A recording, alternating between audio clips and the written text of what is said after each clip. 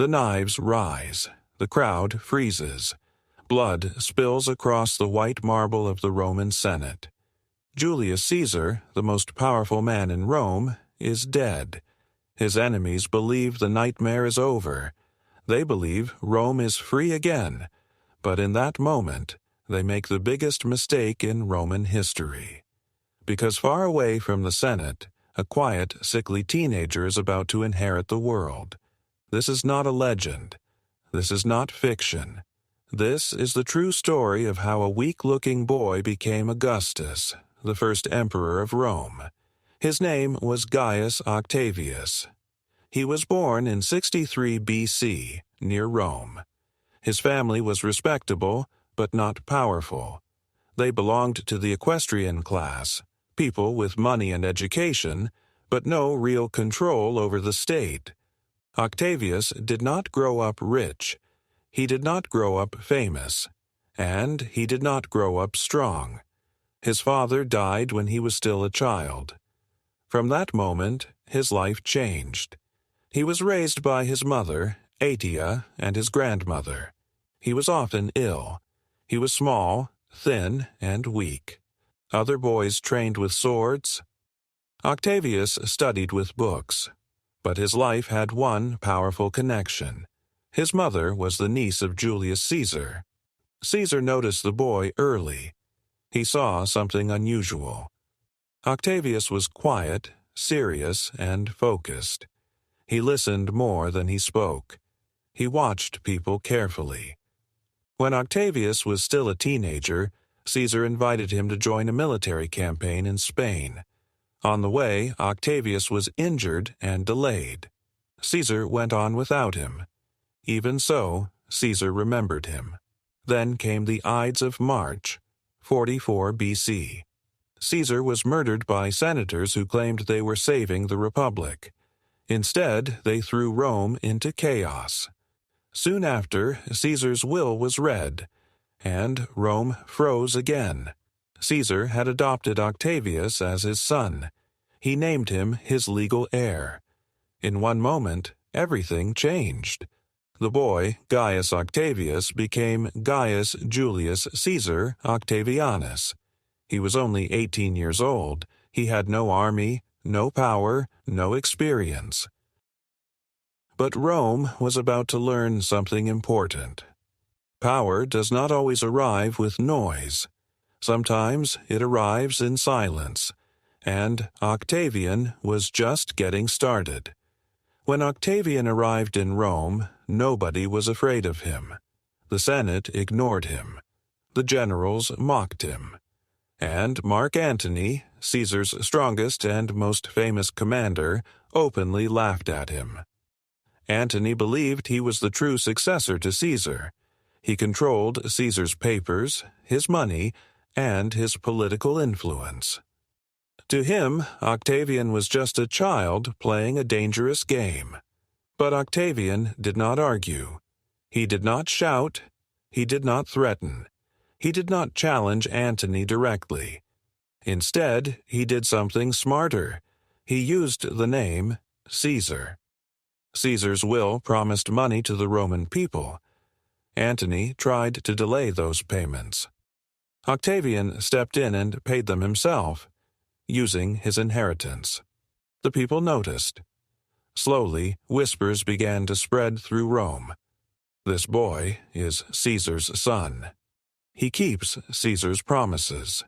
He respects the people. At the same time, Octavian began raising his own army. Not with force, with loyalty. Veterans who once fought for Caesar joined him. They trusted the name. They trusted the legacy. Octavian spoke directly to the public, not to the Senate. He learned how to look harmless while becoming dangerous. Antony finally realized the problem. This boy was not weak.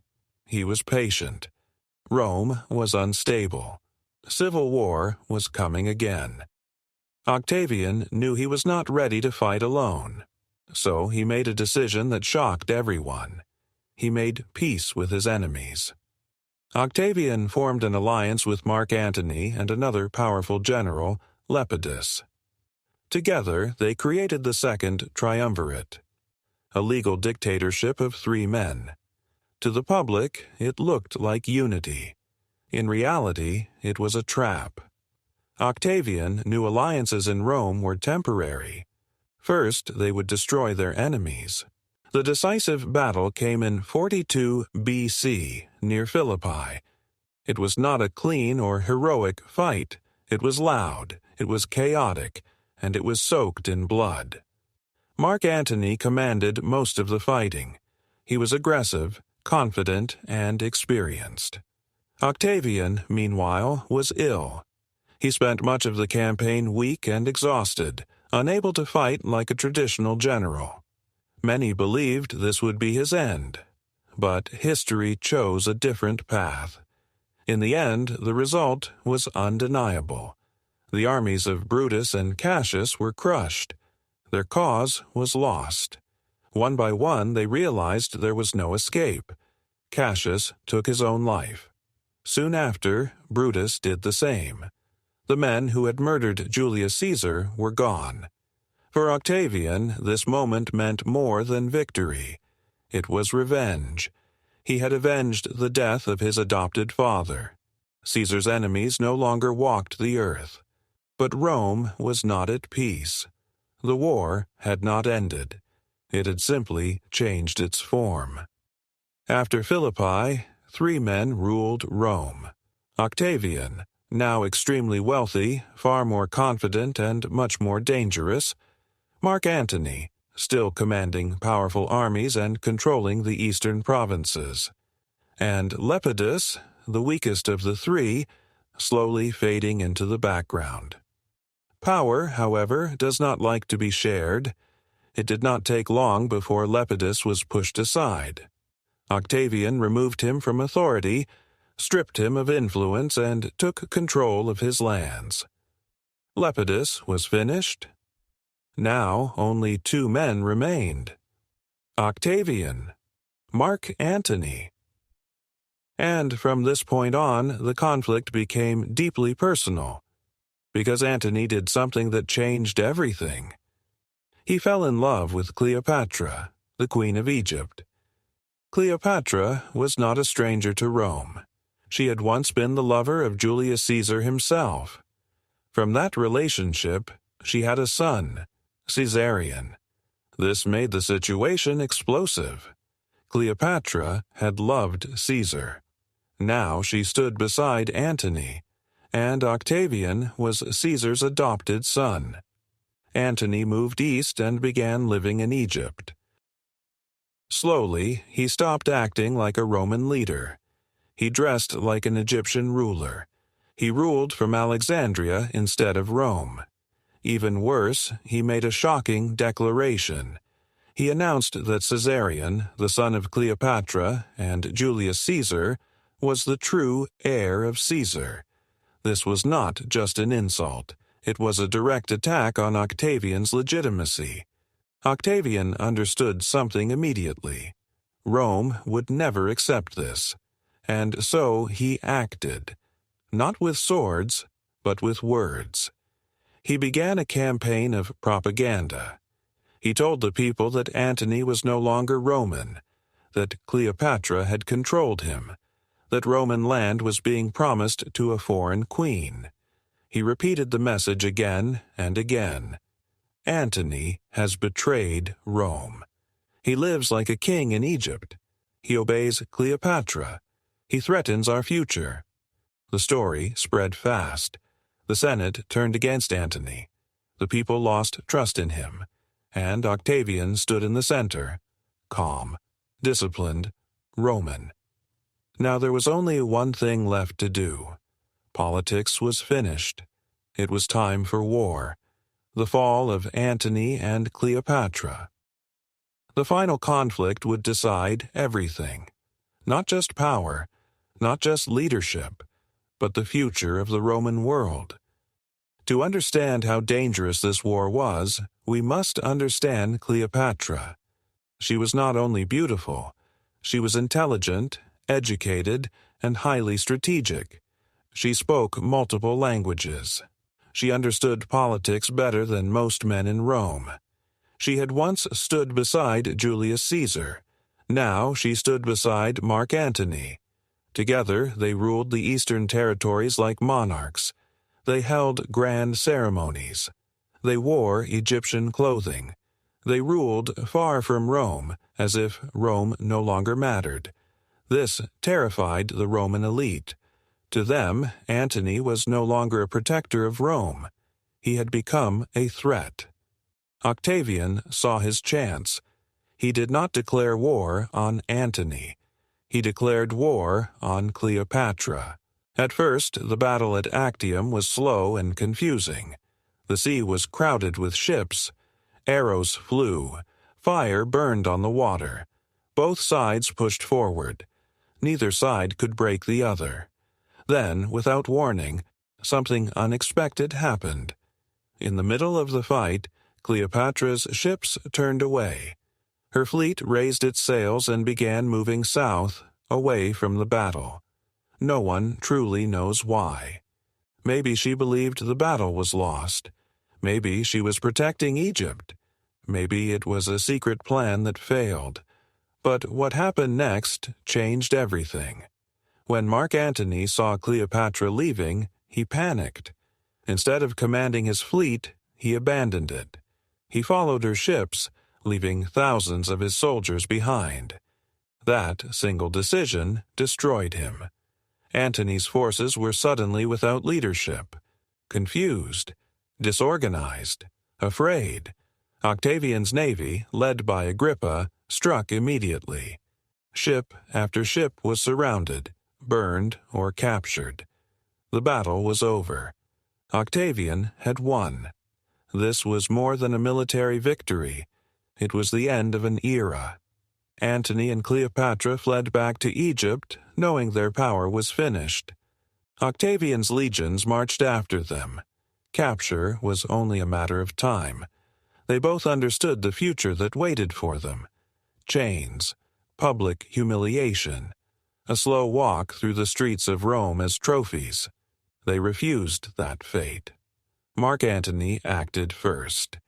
Believing Cleopatra was already dead, he fell on his sword, but the wound did not kill him immediately.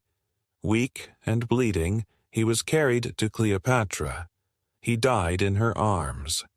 Cleopatra, broken but proud, chose the same path. Ancient stories describe different endings.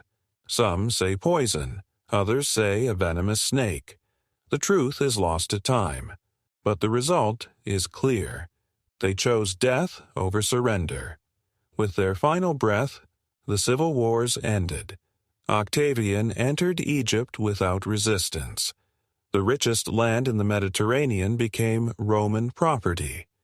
Egypt was no longer a kingdom. It was now a province of Rome. One problem still remained. Caesarion, the son of Cleopatra and Julius Caesar.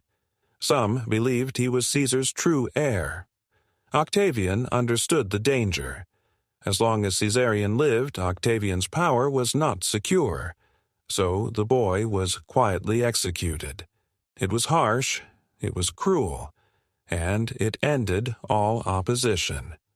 Now Octavian stood alone. No rivals, no enemies, no wars left to fight. Rome had changed. For centuries it had been a republic, a state ruled by elections, debate, and shared power. But years of corruption and bloodshed had broken the system. The people were exhausted. They did not want arguments in the Senate. They did not want weak leaders. They wanted peace, and Octavian gave it to them. He never called himself king. That title was hated in Rome. Instead, in 27 BC, the Senate granted him a new name, Augustus. It meant the honored one, the majestic one, the great one. From that moment, Octavian disappeared. Augustus was born. He controlled the army.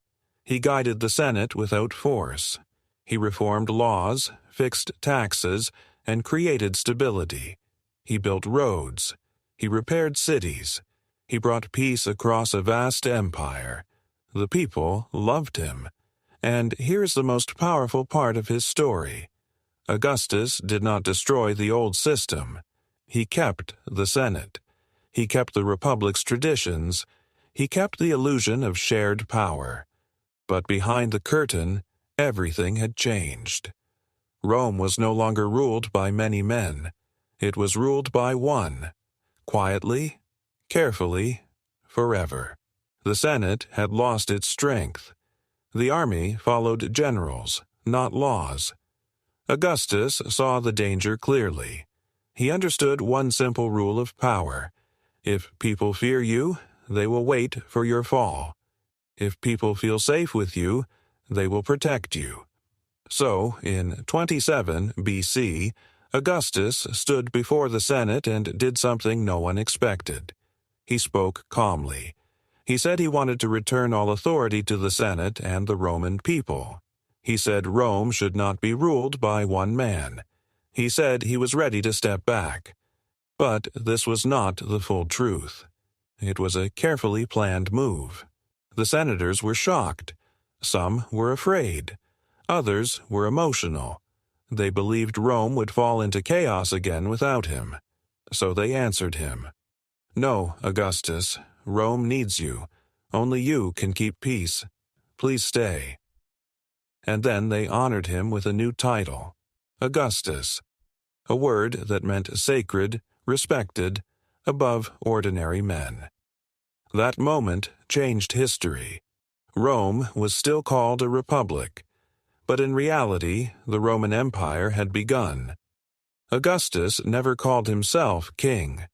He chose a safer title, princeps, meaning first citizen. He ruled everything. But he looked humble.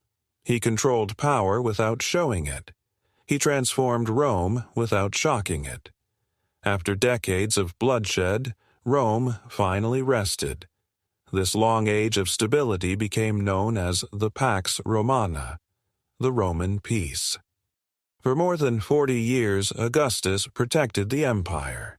People traveled safely. Trade expanded. Cities grew richer. Farmers worked without fear. The borders were guarded. Pirates disappeared from the seas. Roads connected distant lands. Many Romans believed Augustus had saved their world. But peace did not come by accident. Augustus rebuilt the system from the inside. One of his smartest reforms was the army. Before Augustus, soldiers followed generals. That loyalty caused civil wars. Augustus ended this danger. He created a professional army. Soldiers received regular pay, land after service, and retirement support. Most importantly, they swore loyalty to him, not to any general. He also formed a special elite unit, the Praetorian Guard, whose only job was to protect him and his family. Augustus never forgot Caesar's fate. Rome itself had suffered badly. Fires, neglect, and war had scarred the city. Augustus wanted Rome to reflect power and order. He once said, "I found Rome built of brick. I leave it built of marble." And he meant it. New temples rose. Public buildings filled the city. Aqueducts carried clean water. Roads became safer.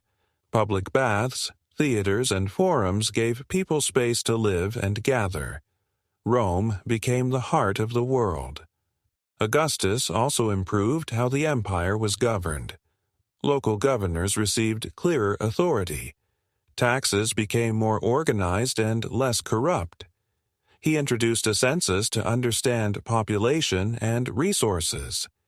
He passed laws that encouraged family life, responsibility, and discipline. He did not rule only with soldiers. He ruled with structure. From the outside, Augustus appeared perfect, calm, patient, powerful, and wise. But behind the image, his personal life was complex. He married Livia, a sharp and intelligent woman who understood politics deeply. They remained together for many years, ruling as partners in many ways. However, they never had a son together.